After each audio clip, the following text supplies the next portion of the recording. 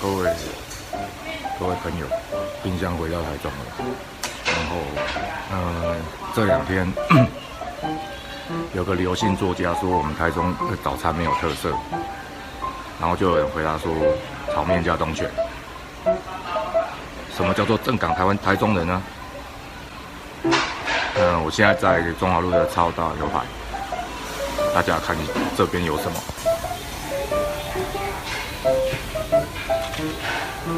等等，这是我现在的晚餐。台中人吃牛排也要加东泉。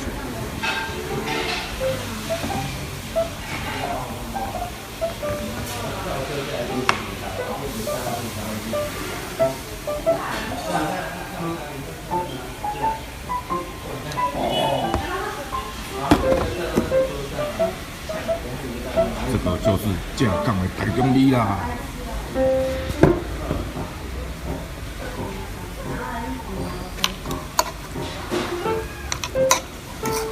真的，我们台中名产东泉辣椒酱，真的是非常的百搭。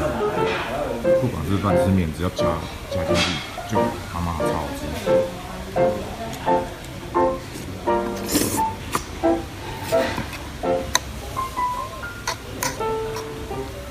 更不变，你们连黑胡椒面都好吃。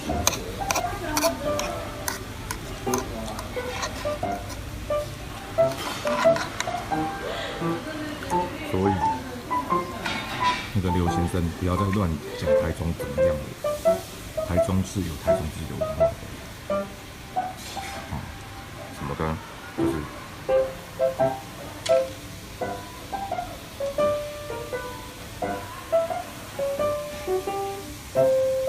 OK。